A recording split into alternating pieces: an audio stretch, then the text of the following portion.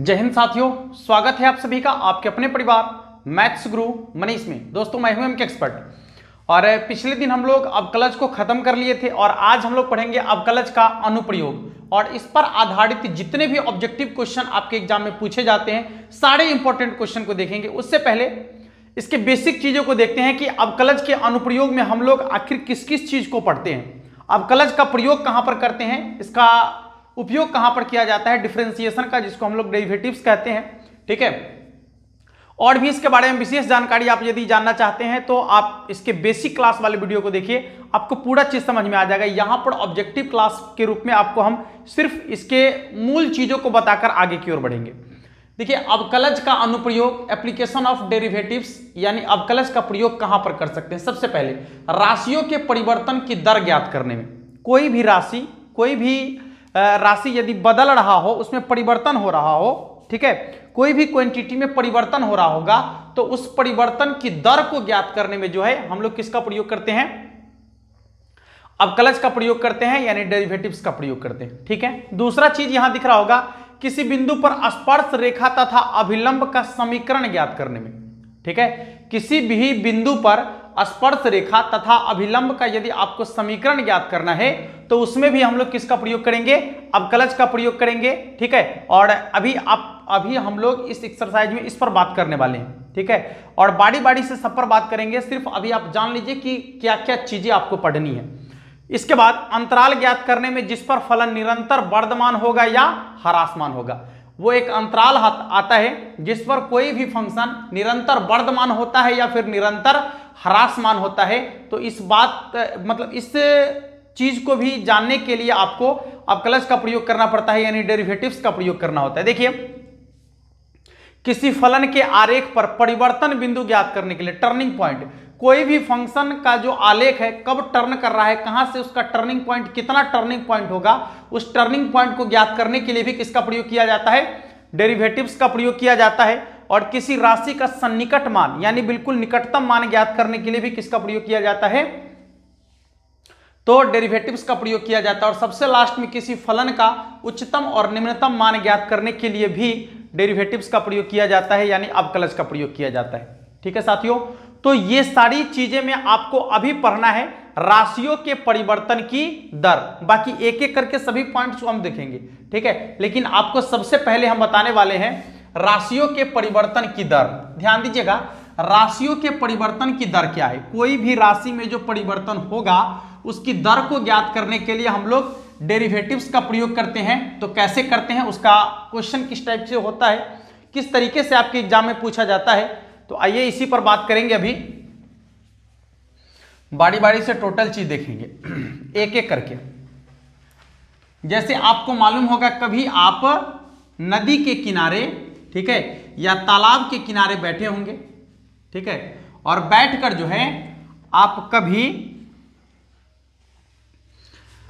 या ऐसे मान लीजिए ना कि वृत्त का क्षेत्रफल जो है, सिंपल सी बात कर लेते हैं कि कोई भी वृत्त है उसके क्षेत्रफल को परिवर्तन करके देखिए आप। जैसे मान लीजिए कि एक छोटा सा वृत्त है, ठीक ना, कोई छोटा सा वृत्त है तो उसका क्षेत्रफल यदि आप देखेंगे तो छोटा सा होगा। मान लीजिए कि ये छोटा सा वृत्त है, इतना बड़ा वृत्त है, इतना बड़ा छोटा सा वृत्त है, ठीक है, जिसकी त्रिज्या जो है 5 सेंटीमीटर है। गौर कीजिएगा, त्रिज्या कितना है, 5 सेंटीमीटर है। ठीक है, और क्या हुआ कि 2 सेकेंड बाद या 5 सेकेंड बाद जो है इसका क्षेत्रफल जो, इसकी त्रिज्या जो है बढ़कर जो है 10 सेंटीमीटर हो गया। कितना हो गया, 10 सेंटीमीटर हो गया। ठीक है, तो क्षेत्रफल में कितना परिवर्तन हुआ नहीं। अभी छोटा सा त्रिज्या था, 5 सेंटीमीटर त्रिज्या था, तो क्षेत्रफल भी तो कम था ना। और जब कुछ समय बाद त्रिज्या उसका बढ़ गया तो क्षेत्रफल भी बढ़ जाएगा। ठीक है, तो इन्हीं परिवर्तन को ज्ञात करने के लिए हम लोग जो है किसका प्रयोग करते हैं, डेरिवेटिव्स का प्रयोग करते हैं, यानी डिफरेंशिएशन का प्रयोग करते हैं। ठीक है, और भी चीजें हैं जिस पर अभी हम बात करने वाले हैं। और चीजें देखिए, कभी आप तालाब के किनारे बैठे होंगे और तालाब के किनारे बैठकर जो है आप उसमें कंकर मार कर देखिए। ठीक है, गाना सुने होंगे, ठहरे हुए पानी में कंकर न मार, सावरे दिल में हलचल सी मच जाएगी। समझिएगा बात को।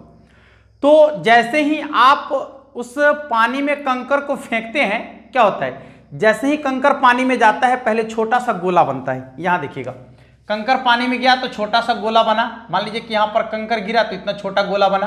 कुछ समय बाद देखिए, और धीरे धीरे ये गोला ऐसे बढ़ते जाता है, ऐसे बढ़ते जाता है ना, ऐसे बढ़ते जाता है गोला, इस टाइप से ऐसे करके बढ़ते जाता है। ठीक है, तो क्या हो रहा है, देखिए तो क्या हो रहा है, इससे वो जो गोलाकार आकृति बना उसमें धीरे धीरे धीरे धीरे क्या हो रहा है, परिवर्तन हो रहा है। ठीक है, तो यह परिवर्तन जो है किस दर से हो रहा है, समझ में आ रहा है। तो परिवर्तन कैसे कैसे होता है समझिएगा। परिवर्तन जो होता है, मान लीजिए कि इतना छोटा है तो त्रिज्या इतना ही छोटा होगा। ठीक है, इस समय तो मान लीजिए कि शुरू में जब ऐसे फेंके तो उस समय तो बिल्कुल समय 0 है, तो इतना छोटा त्रिज्या होगा। यदि आप मान लीजिए कि 1 सेकेंड में इतना बड़ा हो गया तो त्रिज्या भी इतना बड़ा बढ़ गया, त्रिज्या में परिवर्तन हुआ। और त्रिज्या में परिवर्तन होने के साथ साथ इसके क्षेत्रफल में भी परिवर्तन हुआ ना।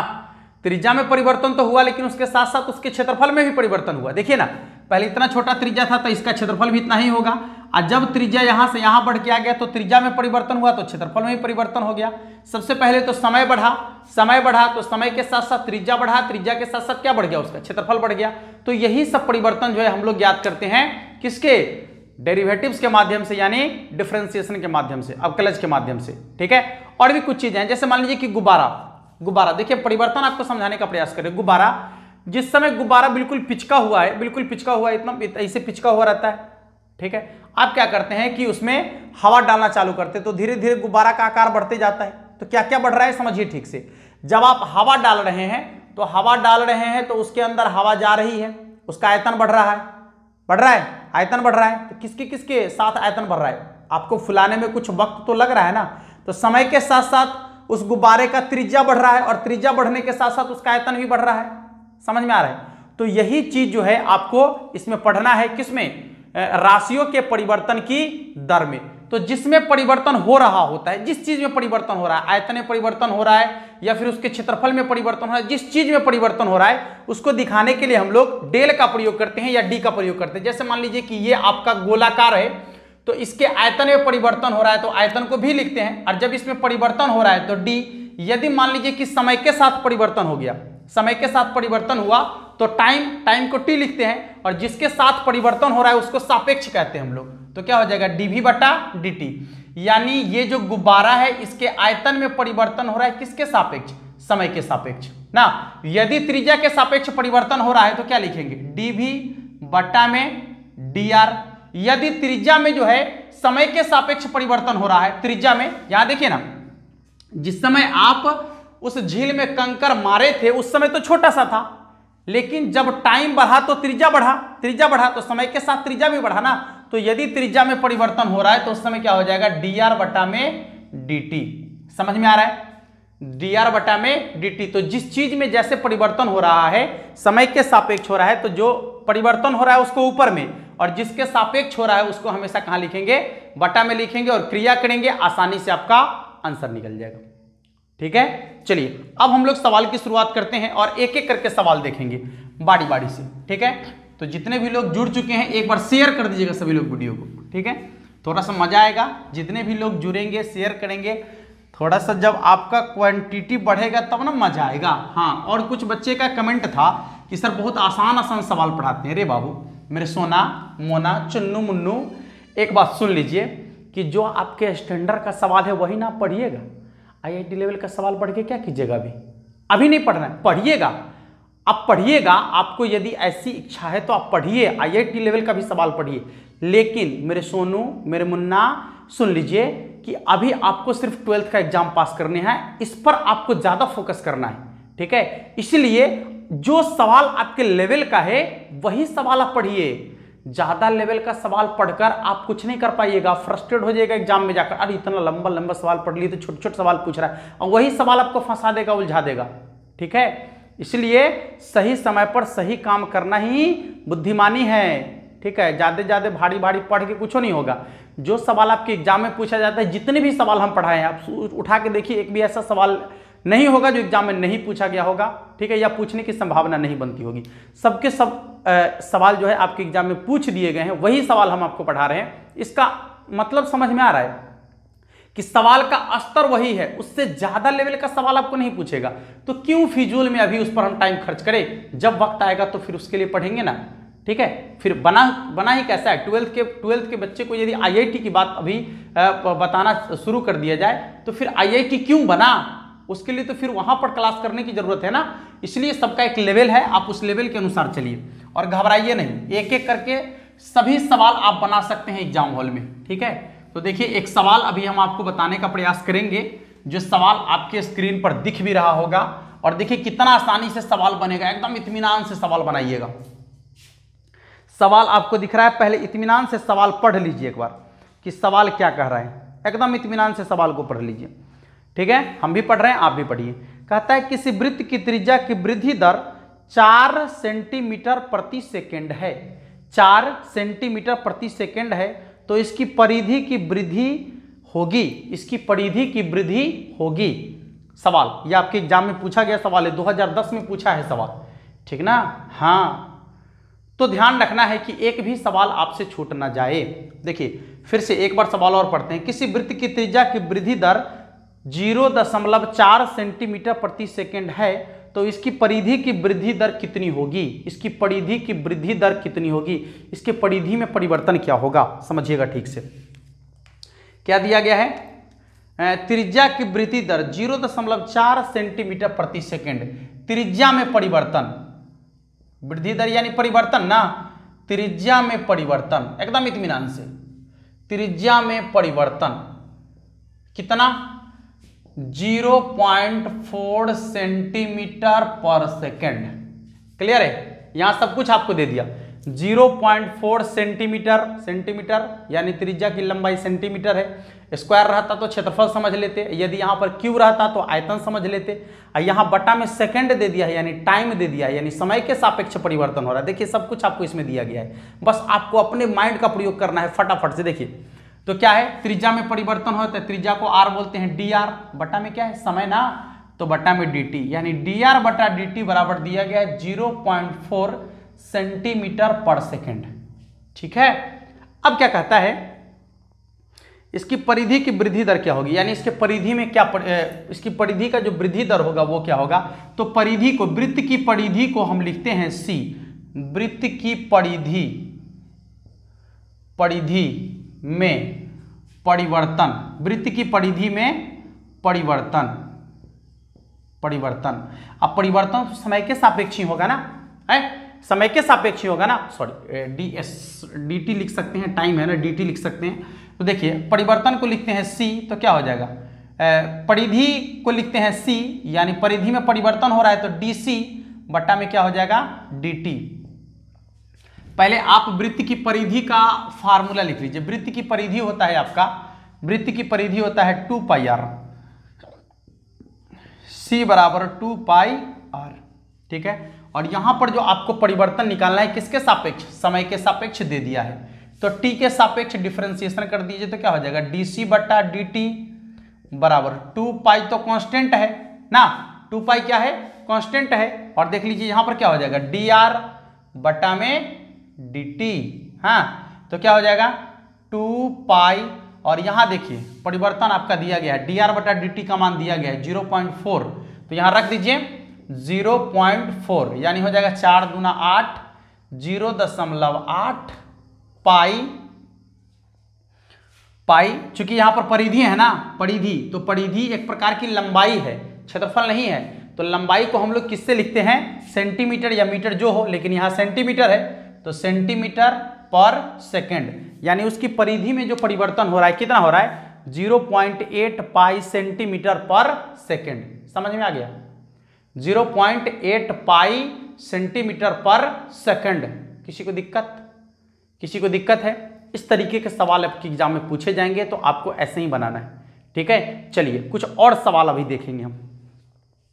अब जो सवाल है अगला, ठीक है आपके सामने दिख रहा होगा अगला सवाल, उसको बनाने का प्रयास कीजिए, जल्दी से बनाइए सभी लोग, बहुत ही आसान सा सवाल है, जल्दी से बनाइए सभी लोग, बहुत ही आसान सवाल है जो आपको दिख रहा होगा आपके सामने, जल्दी से बनाइए सभी लोग। अगला जो सवाल आपको दिख रहा है बहुत ही आसान सवाल है, जल्दी से बना दीजिए सभी लोग।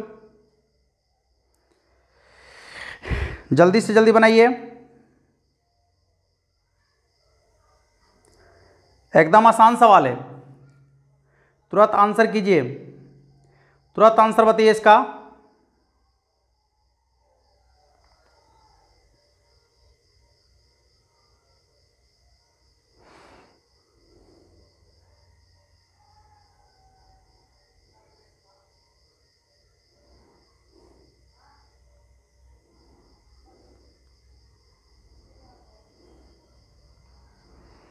बन गया?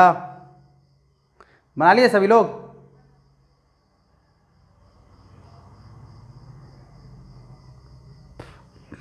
सभी लोग बना लिए? देखिए सवाल है, हेडिंग लिखा हुआ है, कहता है वृत्त के क्षेत्रफल में परिवर्तन की दर इसकी त्रिज्या r के सापेक्ष ज्ञात कीजिए। यानी r के सापेक्ष उसमें परिवर्तन की दर ज्ञात करना है आपको, r के सापेक्ष उसमें परिवर्तन की दर ज्ञात करना है, जबकि r बराबर 3 सेंटीमीटर है और r बराबर 4 सेंटीमीटर, यानी दो सवाल है। r का मान 3 सेंटीमीटर भी है, r का मान 4 सेंटीमीटर भी है, ये आपके एनसीईआरटी बुक का ही सवाल है, ठीक है, इसलिए कंफ्यूज होने की कोई जरूरत नहीं है। तो देख लीजिए, वृत्त के क्षेत्रफल में परिवर्तन की दर निकालना है r के सापेक्ष, यानी त्रिज्या के सापेक्ष परिवर्तन की दर निकालना है। थोड़ा सा गौर कीजिएगा, त्रिज्या के सापेक्ष यदि परिवर्तन की दर निकालना है, जिसमें त्रिज्या यदि 3 सेंटीमीटर और 4 सेंटीमीटर होगा तो क्या होगा। एकदम घबराने की जरूरत नहीं है, एकदम इत्मीनान से सवाल को बनाइए।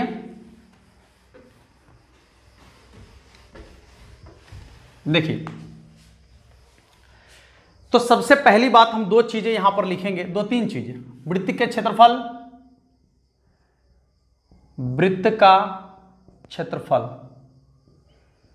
इसको ये मान लेते हैं, वृत्त की त्रिज्या,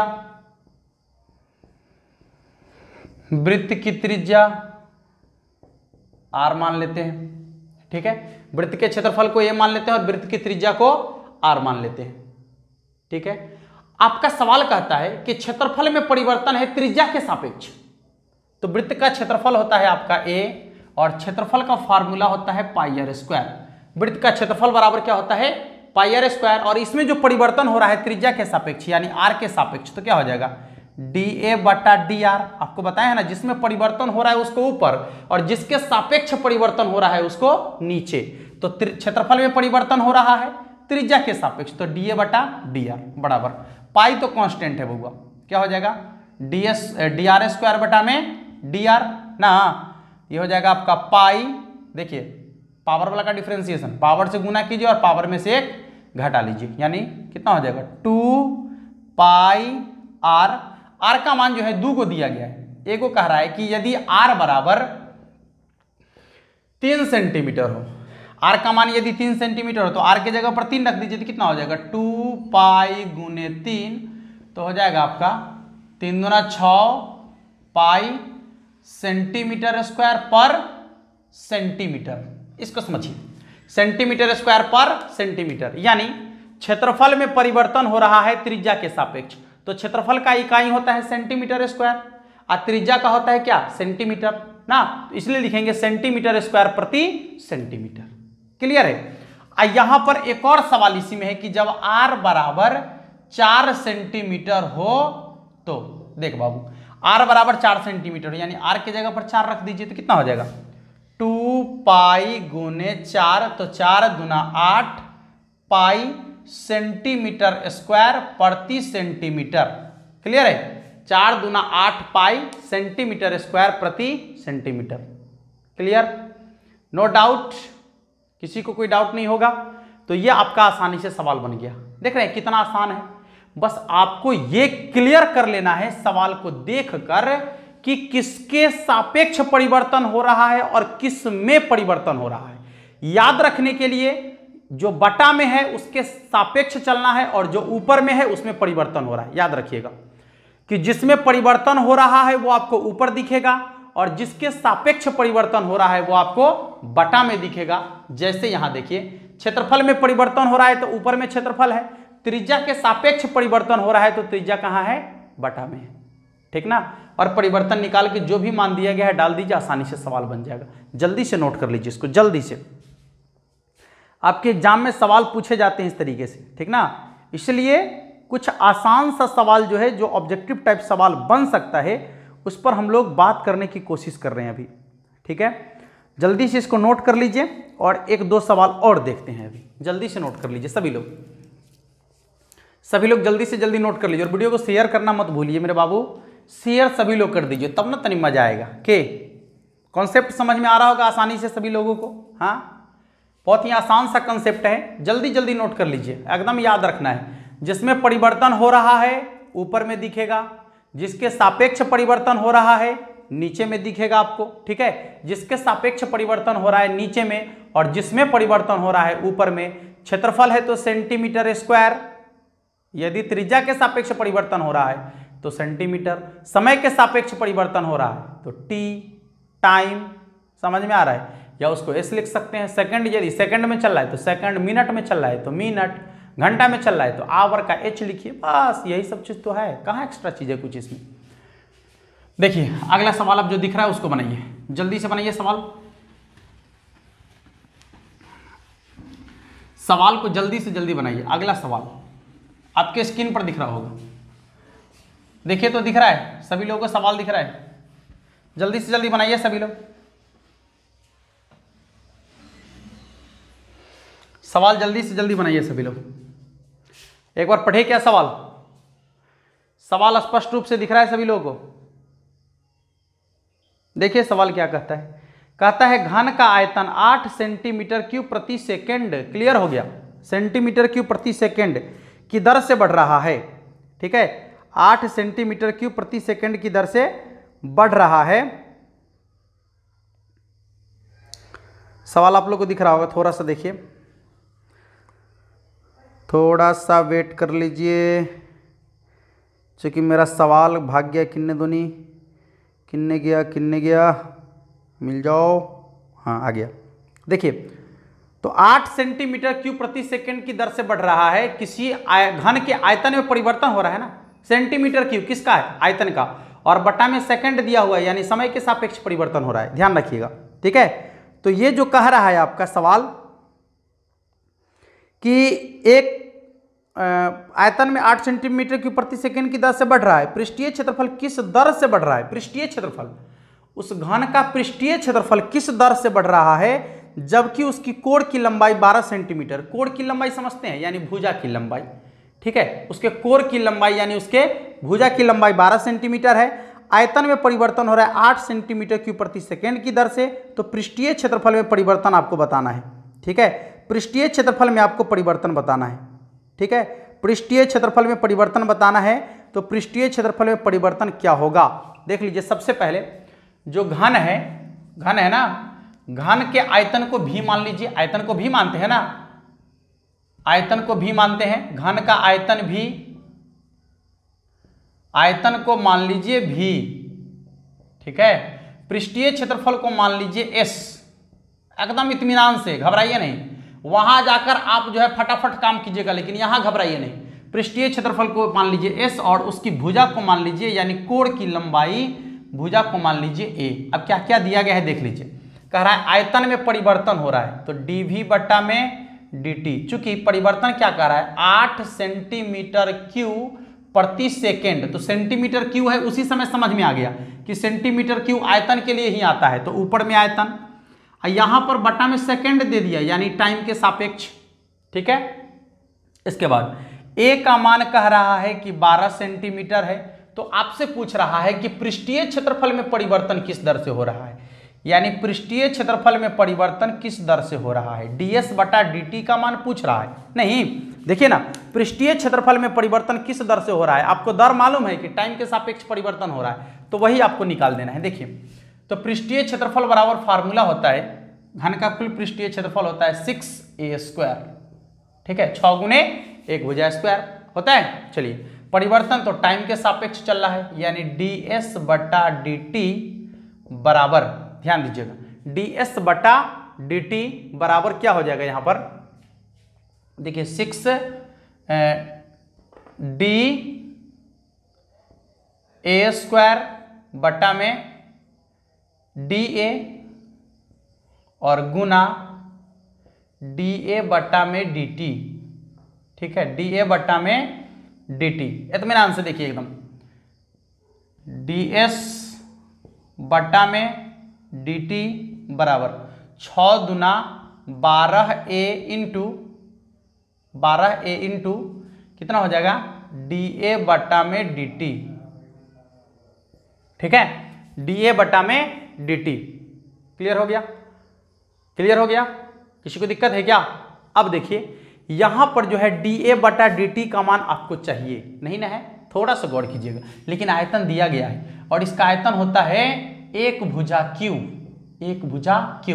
परिवर्तन तो यहां देख लीजिए, t के सापेक्ष जो दिया गया है कितना, dV बटा dt बराबर क्या हो जाएगा आपका dAQ बटा में dt और गुने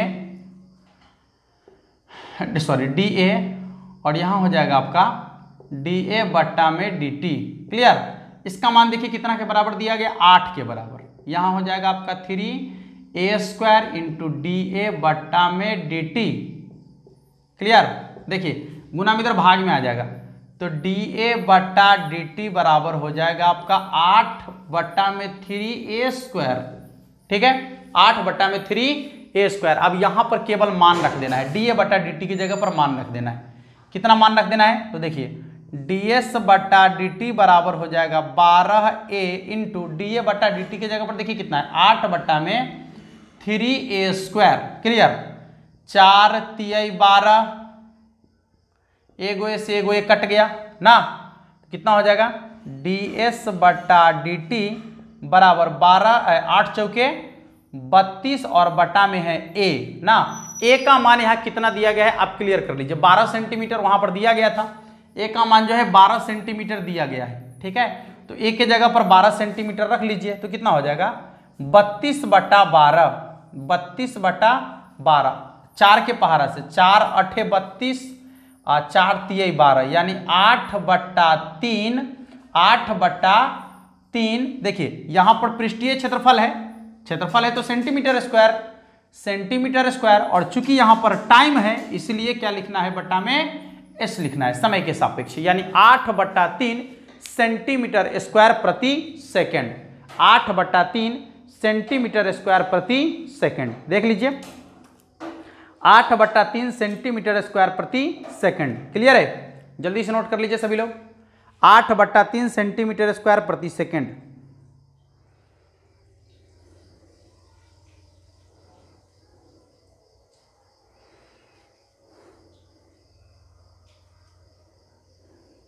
आठ बटा 3 सेंटीमीटर स्क्वायर प्रति सेकंड।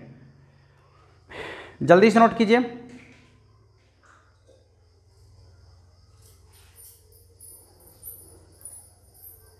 एक और सवाल देखेंगे, जल्दी से जल्दी नोट कीजिए।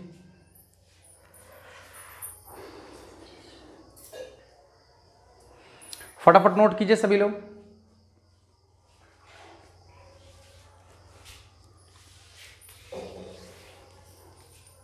नोट कर लिए?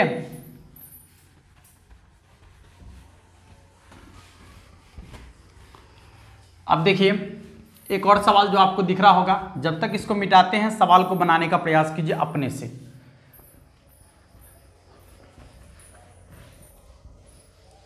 जब तक इसको हम मिटाते हैं सवाल को अपने से बनाने का प्रयास कीजिए जल्दी।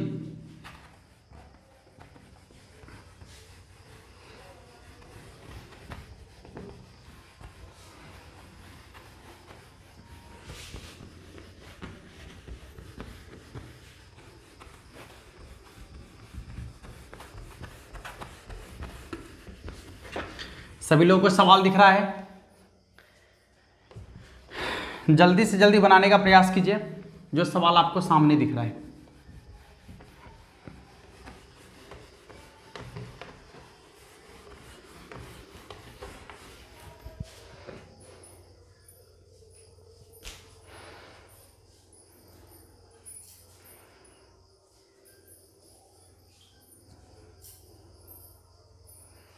देखिए सवाल आपका कहता है कि एक वृत्त की त्रिज्या समान रूप से 3 सेंटीमीटर प्रति सेकंड की दर से बढ़ रही है। वृत्त की त्रिज्या बढ़ रही है कितना? 3 सेंटीमीटर प्रति सेकंड की दर से। ज्ञात कीजिए कि वृत्त का क्षेत्रफल किस दर से बढ़ रहा है। ठीक है, ज्ञात कीजिए कि वृत्त का क्षेत्रफल किस दर से बढ़ रहा है जबकि त्रिज्या 10 सेंटीमीटर है। यहां समझिए एक बार और ठीक से, वृत्त की त्रिज्या में परिवर्तन हो रहा है, ठीक है। तो वृत्त की त्रिज्या को r बोलते हैं, तो r में परिवर्तन हो रहा है, यानी dr बटा dt कितना 3 सेंटीमीटर प्रति सेकंड की दर से। देख लीजिए 3 सेंटीमीटर प्रति सेकंड की दर से, 3 सेंटीमीटर प्रति सेकंड की दर से। इसके बाद क्षेत्रफल में परिवर्तन निकालना है, जबकि r का मान जो है 10 सेंटीमीटर दिया गया है, तो क्षेत्रफल में परिवर्तन निकालना है, यानी dA बटा dt का मान आपको निकालना है। क्लियर है, इसका मान निकालना है। सबसे पहले तो आप जान लीजिए कि वृत्त का क्षेत्रफल जो होता है, क्षेत्रफल A पाई r स्क्वायर, ठीक है। अब देखिए इसमें परिवर्तन हो रहा है टाइम के सापेक्ष, तो टाइम के सापेक्ष परिवर्तन करेंगे तो क्या होगा, dA बटा dt बराबर पाई तो कांस्टेंट है, बाहर कर लीजिए, dr स्क्वायर बटा में dr और गुने क्या होगा dr बटा dt। क्लियर है, तो ये हो गया आपका पावर वाला का डिफरेंशिएशन कैसे करेंगे, पावर से गुना करेंगे, पावर में से एक घट जाएगा, pi into 2r into dr बटा dt। क्लियर है, देखिए तो ये हो जाएगा आपका 2 पाई r इंटू dr बटा dt, ठीक है। 2 ज्यों का त्यों, पाई ज्यों का त्यों, r का मान 10 दिया गया है, देख लीजिए r का मान कितना दिया गया है 10 और dr बटा dt का मान दिया गया है 3, तो लिखेंगे यहां पर 3, 10 30 दुना 60 पाई सेंटीमीटर स्क्वायर पर सेकेंड। क्लियर, 60 पाई सेंटीमीटर स्क्वायर पर सेकेंड। इत्मीनान से समझ में आ गया होगा, कहीं पर कोई प्रॉब्लम नहीं होगा, एकदम इजी सा सवाल है, एकदम इजी सवाल है कि यहां जो है त्रिज्या में परिवर्तन दिया गया है 3 सेंटीमीटर पर सेकेंड, तो त्रिज्या को लिखते हैं r और यहां बटा में देखिए समय के, सेकेंड यानी समय का सूचक है, तो बटा में dt, यानी यहां पर समय के सापेक्ष परिवर्तन हो रहा है, उसकी त्रिज्या में कितना 3 सेंटीमीटर प्रति सेकेंड, माने 1 सेकेंड में त्रिज्या जो है 3 सेंटीमीटर बढ़ जाता है या घट जाता है। परिवर्तन का यही मतलब होता है, या तो बढ़ेगा या फिर घटेगा। और r बराबर है यहां पर 10 सेंटीमीटर, बढ़ेगा तो प्लस और घटेगा तो माइनस, ये इंगित करता है, सिर्फ प्लस रहेगा तो समझिएगा कि बढ़ रहा है और यदि माइनस रहेगा तो समझिएगा कि घट रहा है, ठीक है।